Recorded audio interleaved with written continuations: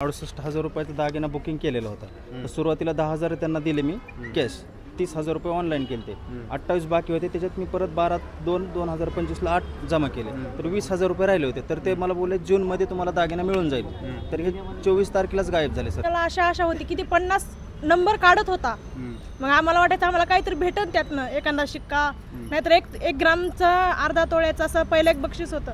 आम्हाला तर कधी लागलं नाही, आम्ही 7 वर्ष झालं बिशी लावतो, आम्हाला लागायचा चांदीचा शिक्का आणि एकदा 70 ग्राम चांदी लागली होती, तेवढंच लागलं, त्याच्यावरती काही नाही लागलं। एक मिनिट सांग, आता इथं दाहेरी या भागातल्या किती लोक असतील अशा पद्धतीने? असे 11 एकर माळ आहे, एवढी मी गॅरंटी घेतो।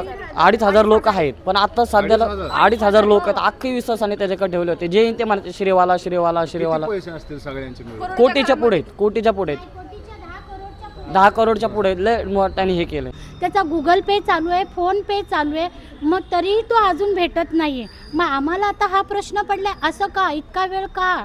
माझे स्वतःचे वैयक्तिक 8,000 आहेत, माझ्या मोठ्या मुलीचे 1,20,000 आहेत। तिची बिशी मार्चमध्ये संपली होती, एप्रिलमध्ये देतो बोलले, पण ते काय बोलले की जूनमध्ये सोनं थोडं स्वस्त होणार आहे। तर मी बोलले की मग नाही, मला जूनमध्ये देऊन टाका। त्याच्यानंतर हे असं झालं, मग मला बोलले की तुमचे 3ही नंबर बिशांचे पैसे देऊन टाकतो, असे टोटल माझे 1,72,000 आहेत त्यांच्याकडं। आणि लवकरात लवकर त्याला समोर उभं केलं पाहिजे। काय करायचं ते आम्ही बघू, मग ही सगळी पब्लिक त्याला काय करते ते आम्हीच बघू, काय करे, फक्त समोर आणा त्याला आमच्या बस। कस मागणी आहे, लवकरात लवकर त्याला शोधा, नाहीतर आम्ही आमचं आत्मदहन करू। आमचे 22 लाख रुपये आम्हाला हवेत। काय सगळे कोण श्रीमंत नाहीत, ते सगळे असे गरीब काम करणारे आणि त्यांनी फसवले, हे बेकार झाले। दिनांक 15 एप्रिल 2025 रोजी दाहेरी परिसरामध्ये असणाऱ्या श्री ज्वेलर्सवरती दरोडा पडला होता। मात्र या दरोड्यानंतर एक वेगळीच कथा समोर आली। हा जो दरोडा पडला होता तो त्या ज्वेलर्सचा मालक असणारा विष्णू दहिवाल यानेच तो दरोडा टाकायला तसा बनाव केला होता दरोडा पडल्याचा। आता या दरोड्यानंतरची आता दुसरी कथा, दुसरी बाजू या दरोड्याची समोर येत आहे। विष्णू दहिवालने हा जो दरोड्याचा जो बनाव केला होता तो अंदाजे 20 ते 25 लाख रुपये लोकांचे देणे आहेत म्हणून टाकल्याचं सांगितलं जातं आहे। मात्र आता वस्तुस्थिती अशी समोर येते की 20 ते 25 लाख रुपये नाही तर अनेकांची देणी जी कदाचित कोटीमध्ये जाऊ शकतात अशा पद्धतीची देणी असण्याची शक्यता आहे। आणि हे सगळं चुकवण्यासाठी किंवा हा सगळा बनाव रचण्यात आला होता असं आता समोर येतं आहे। माझ्यासोबत काही महिला आहेत, दाहेरी परिसरातले काही नागरिक आहेत, ज्यांनी या विष्णू दहिवालकडे असणाऱ्या सराफाची जी पेढी आहे तर त्या पेढीमध्ये भिशीच्या माध्यमातून अनेक लाखो रुपये गुंतवलेले असे हे नागरिक आपल्यासोबत आहेत। आपण त्यांच्याशी संवाद साधणार आहोत, एकंदरीत प्रकरण काय आहे हे आपण जाणून घेणार आहोत। किती पैसे अडकलेत तुमचे? 1,67,000। बरं, काय कशी एकूण ते कशी सुरू होते? एकूण माझी 1 वर्षाची बिशी त्याच्याकडे होती, मागच्या डिसेंबरमध्ये संपली बिशी। मग तो म्हटला की भाव वाढलेत, आता नंतर घ्या ताई तुम्ही, तर दुसरी बिशी चालू करा। मग मी परत ऑक्टोबरपासून दुसरी बिशी चालू केली की दोन्ही मिळून माझे 1,67,000। भाव वाढल्यामुळे मी म्हटलं चला जास्त सोनं येईल, काहीतरी डाग होईल म्हणून त्या हिशोबाने मी पैसे टाकले होते। आणि नंतर मला हे सगळं गोंधळ इथं झाल्यानंतर एक गोष्ट मला कळाली की तो आमच्या गावचाच आहे, म्हणजे शेजारी आहे गावाच्या। तो आमचं गाव परतूर, मंठा आणि मानवत हे आहे ना, सेलू मानवतच्या मध्ये त्याचं गाव आहे। तो पुरामध्ये गेलेलं आहे तो गाव, त्यामुळे ते तिथून इकडे आले। पण वाटूर फाटा म्हणून एक फाटा येतो, जालना मंठा आणि जालन्याच्या मध्ये वाटूर फाटा एक गाव येतं, छोटं गाव आहे। तर तिथं त्याचं एक सोन्याचं असंच दुकान होतं।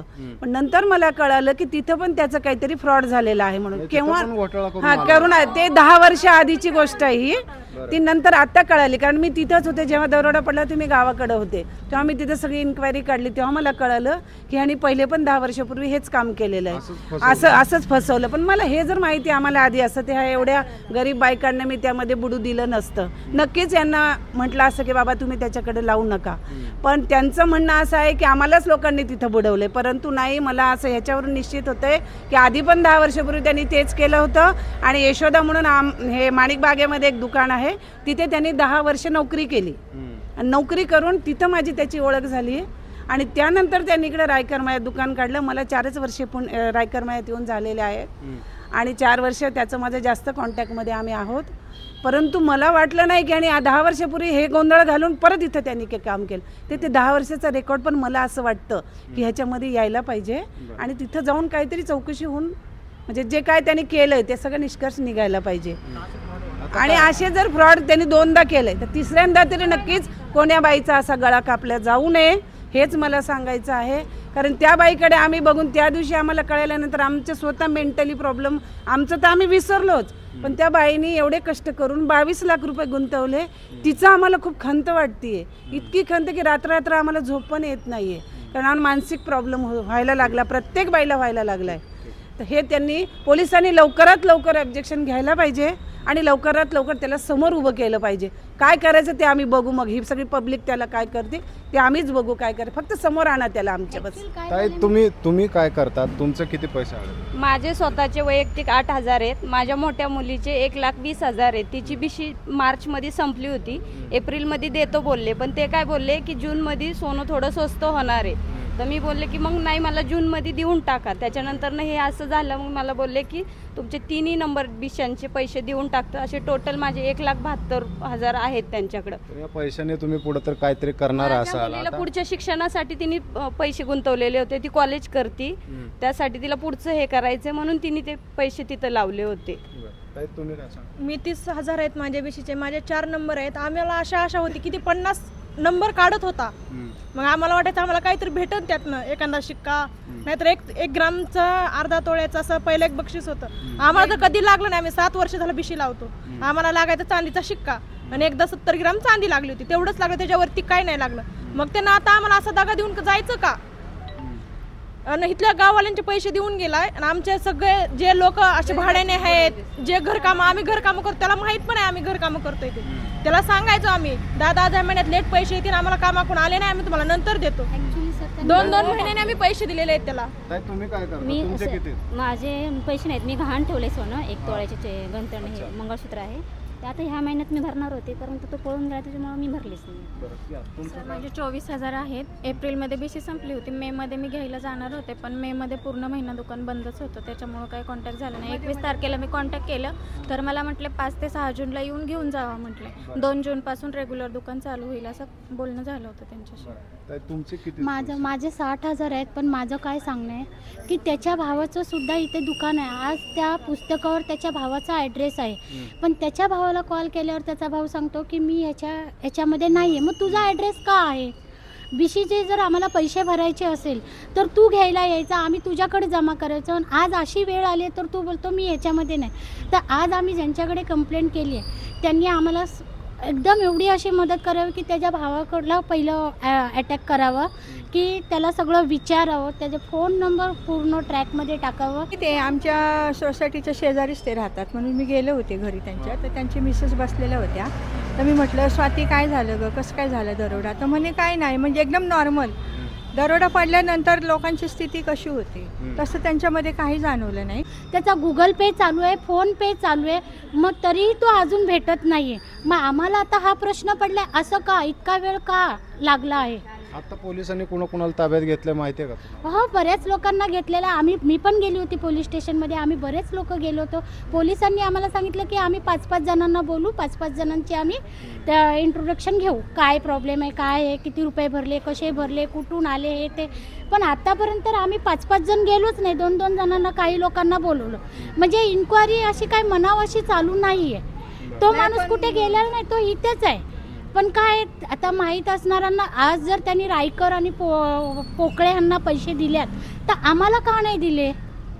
आधीच्या लोकांना त्यांनी पैसे दिलेले आहेत त्यांनी, तर आम्हालाही सर्वांना द्यावे अशी आमची इच्छा आहे. आणि त्याच्या भावाला ह्याच्या अटॅकमध्ये घ्यावं. 22 लाख रुपये गुंतवलेली एक महिला आपल्या सोबत आहे, काय सांगा? मला काय म्हणले होते की दुसरं ते दुकान आहे, माझ्या दुकानात दिले ना पैसे तर मी तिकडं पण देऊ शकतो, म्हणजे तुम्हाला 2 दिवस आधी मला फक्त सांगा, आहे ना.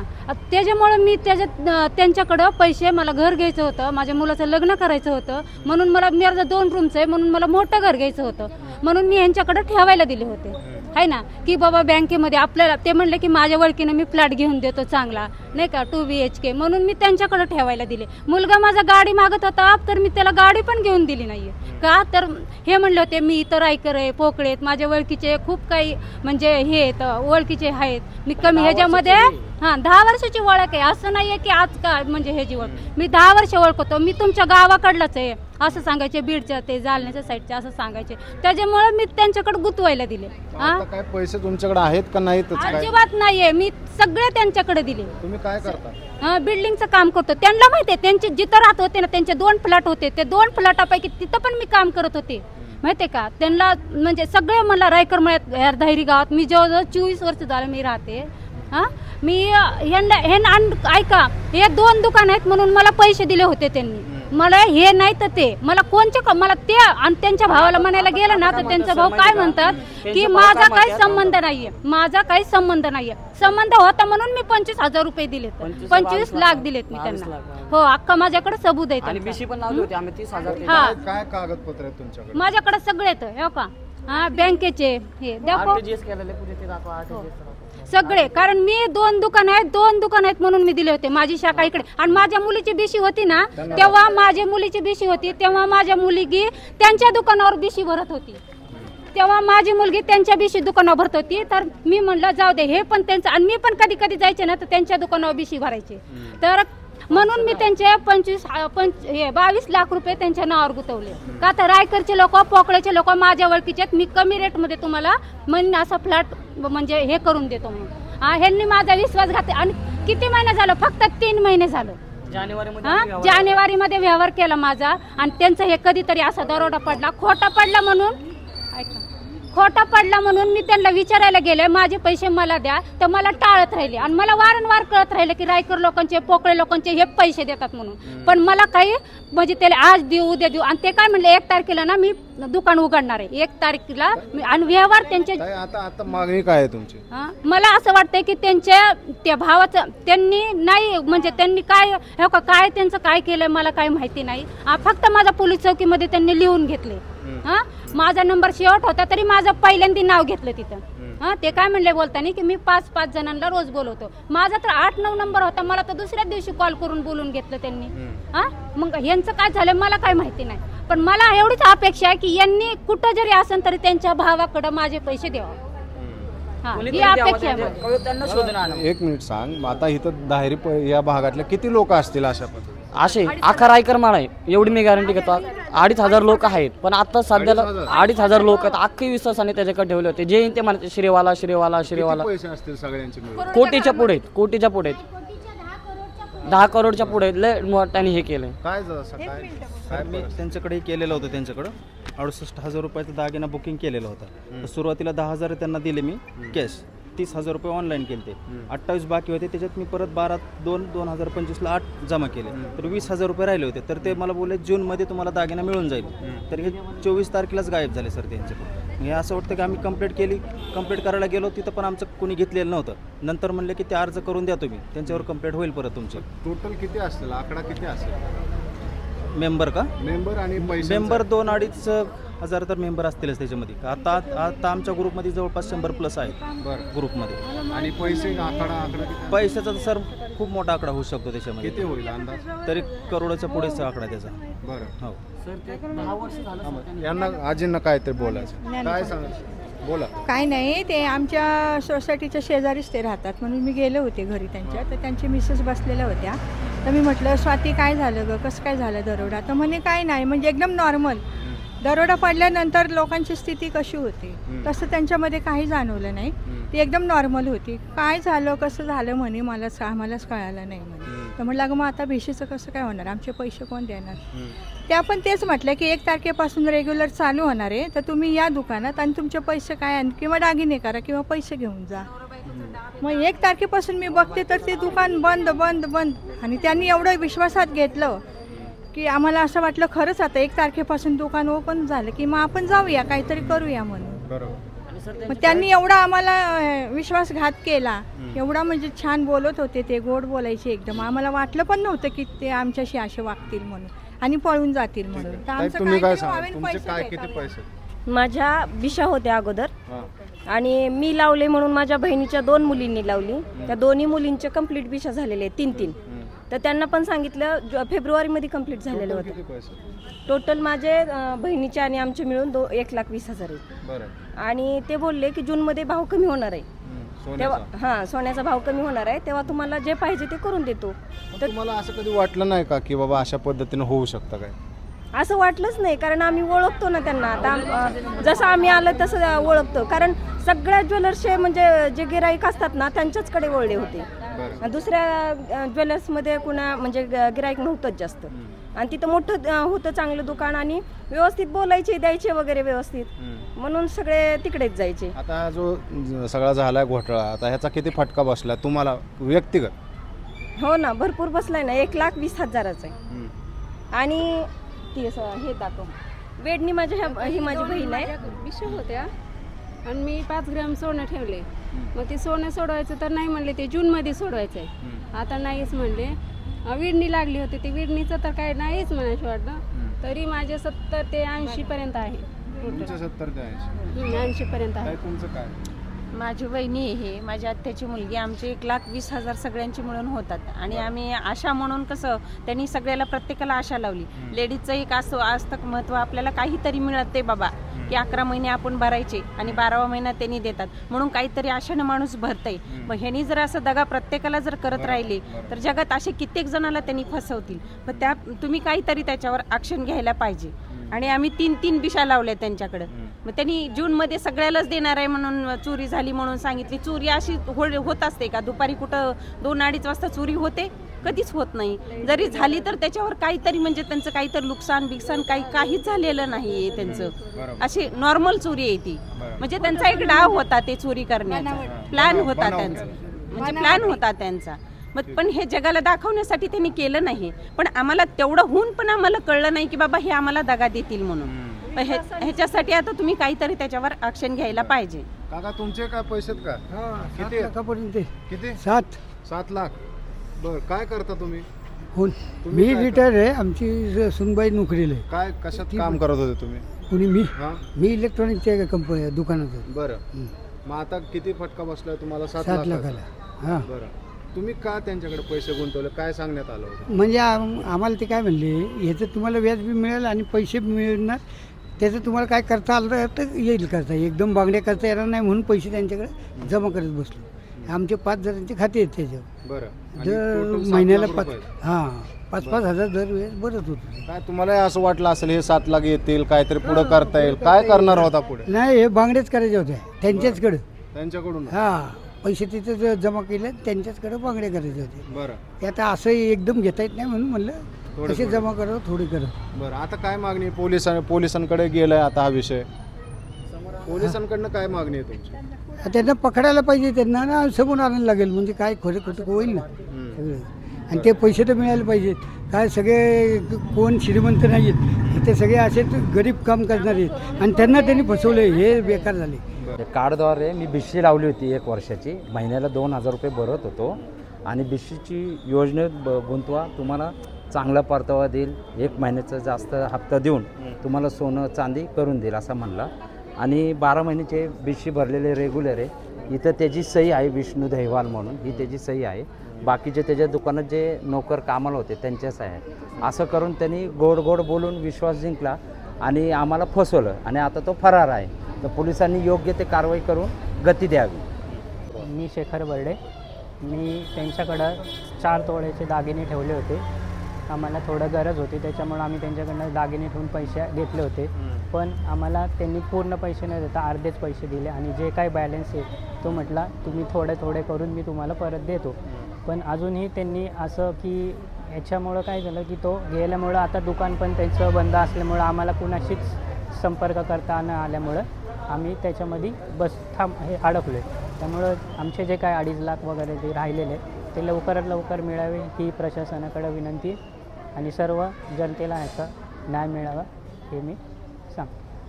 माझी आई घाबरली आहे, त्यामुळे ती बोलू शकत नाही आहे. तिने कष्ट करून 10-22 वर्ष तिने पैसे कमवलेले आहेत, ते 22 लाख रुपये त्याला RTGS करून दिले आहेत. ते पैसे त्याने स्टॅम्प पेपर 500 रुपयाचे स्टॅम्प पेपर त्याने लिहून घेतले आहेत. असा विश्वासघात करणं किती योग्य त्या माणसाचं. आम्ही 10 वर्ष झालं त्याला ओळखत होतो, बरोबर. त्याला आम्ही आमचं मनातलं म्हणलं की आम्हाला अजून एक घर घ्यायचे बाबा, बरोबर की नाही. तो म्हणला माझ्या खूप बिल्डर लोक आहेत, पोकळे रायकरांचे लोक माझ्या ओळखीचे आहेत, आम्ही तुम्हाला घर घेऊन देऊ, बरोबर. मग माझ्या मम्मीला त्याचं लग्न पण करायचं होतं माझ्या भावाचं, म्हणून म्हणले ठीक आहे बाबा तुझ्यापाशी सोनं बी करते आणि घर पण घेते, असं म्हणून त्याला 22 लाख रुपये दिले होते. जानेवारीमध्ये 10 तारखेला त्याला पैसे दिले होते, RTGS त्याला केले होते, बरोबर. आणि तिथून पुढे त्याचा 15 एप्रिलला त्याचा दरोडा पडला दुकानावरती, बरोबर. 15 एप्रिल दरोडा पडल्यानंतर माझी मम्मी बाबा तू पैसे दे माझे, बरोबर की नाही. तो मला देतो देतो देतो देतो देतो, ठीक आहे. असं त्याने 10 महिना लावलं. पण असं कळालं काही दिवसानंतर की त्याने तोच बनाव त्याच्या भाच्यांकडनं करून घेतला दुकानावरती 10,000 रुपये देऊन, आणि त्यांना 2 लाखाची बोली करून त्यांना हा दरोडा करा म्हणला. पण तो त्या डाव तो फसला. तर तो म्हणला, त्याला आम्ही सांगितलं की तू हे सगळं बनाव केलं आहेस म्हणून, ठीक आहे ना. तर तो म्हणला की देतो देतो देतो असं. तो म्हणला 1 जूनला मी दुकान ओपन करतो. अजूनही जून त्याने ओपन केलं नाहीये. त्याच्या भावाकडे गेलो, त्याचे 2 शाखा आहेत, रायकर मळ्यामध्ये श्री ज्वेलर्स आणि धारेश्वर मंदिराकडे श्री ज्वेलर्स, अशा 2 शाखा आहेत. त्या विश्वासावरती आम्ही त्याला दुकान दिलं. आणि म्हणलं बाबा, आणि हो त्याला तेवढं बी म्हणलं होतं की जर तुझं काय झालं तर तो म्हणला की माझं हे स्वतःचं दुकान आहे, काही होऊ शकत नाही. 71 लाखाचं ते दुकान होतं, त्याच्यावरती लोन नाही, काही नाही म्हणला तो. आणि आता असं कळतं की त्या दुकानावरती पण लोन आहे त्याचं, म्हणजे तो आमचे पैसे देणार आहे. आमची एकच मागणी आहे, लवकरात लवकर त्याला शोधा, नाहीतर आम्ही आमचं आत्मदहन करू. आमचे 22 लाख रुपये आम्हाला हवेत. माझं 55,000 आहेत. महिन्याची भिशी भरली मी. पहिले अर्धा तोळा त्यांच्याकडे केलेला. तर मला म्हटले असं डायरेक्टली करू नका, भिशी लावा, म्हणजे तुम्हाला गंठन पण, म्हणजे मला 3 तोळ्याचं गंठन करायचं होतं. तर मला म्हटलं 1 जूनला या, आणि ते मी अर्धा तोळा केले होते ना वेडणी, मला म्हटले त्या टायमिंगला ते पण घेऊन या. म्हटलं ठीक आहे. मग मला म्हटलं 1 जूनला दुकान उघडतो. ज्यावेळेस दरोडा पडला तर त्याच्यावरती माझा 1 हप्ता भरायचा राहिला होता. मी त्यांना म्हटलं, ते मला म्हटले ते पैसे भरा. म्हटलं मी नाही भरणार, म्हटलं मला हेच द्या. म्हटलं माझे 20 तारखेला ते मला म्हटले की येऊन घेऊन जा. 20 तारखेपासून मी बघतीये दुकान बंदच आहे. कामावरनं येता जाता पण बघतीये दुकान बंदच आहे. मी आशा वर्करचं काम करते लायगुडे हॉस्पिटलमध्ये. गंठन करायचं होतं दिराचं, आता पुढच्या वर्षी लग्न करायचं म्हणून गंठन करायचं होतं मला. आता काय पोलिसांकडे काय मागणी आहे तुमची? पोलिसांनी त्यांना पकडावं, आणि मग आम्ही त्यांच्याकडनं पैसे वसूल करणारच. मी त्यांच्या भावाला फोन केला तर त्यांचा भाऊ पण म्हणतो का माझा त्याच्याशी काही संबंधच नाहीये. आणि कार्डवरती तर त्यांचं पण नाव आहे, त्यांच्या दुकानाचा पण पत्ता आहे, मोबाईल नंबर आहे. तो दुकानात सुद्धाही काम करतो. संध्याकाळी 7 नंतरनं तो रोज दुकानात असायचा त्यांचा भाऊ पण. इकडचं दुकान लवकर बंद करून तो 7 नंतरनं दुकानात डेली असायचं. मी इतर वेळेस नव्हते मला, कारण संध्याकाळी टाइम भेटायचा भिशी द्यायला. मी संध्याकाळी जायची तर तो दरवेळेस दुकानावरती असायचा. माझ्या इथं तो पहिलं स्टार्टिंगला माझ्या इथं ते 2 वर्ष बिल्डिंगमध्ये राहिलेली होती, म्हणून मग एक विश्वासाने मी तिथं भिशी लावली होती. आणि त्यांचे कामगार पण होते माझ्या इथं राहिले. 25 मेला बोलवलं होतं 4 वेळा. 25 मे 23ला फोन केला, 25 तारखेला या, तुमचं काय आहे ते क्लिअर करतो. म्हणून त्याच्या भावाकडेच या म्हणले. भावाकडे ना आई होती. आणि तिथे गेलो आम्ही 7-8 बायका होत्या, मी बी होतो. काहीच नाही, ते आलेच नाही म्हणून. आणि कुठे गेलेत माहीत नाही, त्यांची आई म्हणली अशी.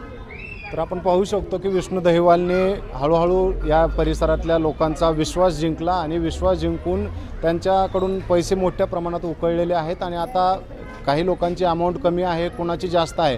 मात्र प्रत्येकासाठी प्रत्येक पैसा, प्रत्येक रुपया हा 1-1 लाखाप्रमाणे आहे, 1-1 कोटीप्रमाणे आहे. कारण त्यांनी अत्यंत कष्टाने असे हे पैसे उभा केलेले आहेत.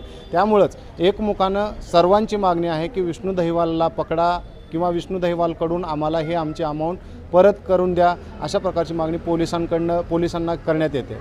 तुर्तास इथंच थांबूयात. धन्यवाद.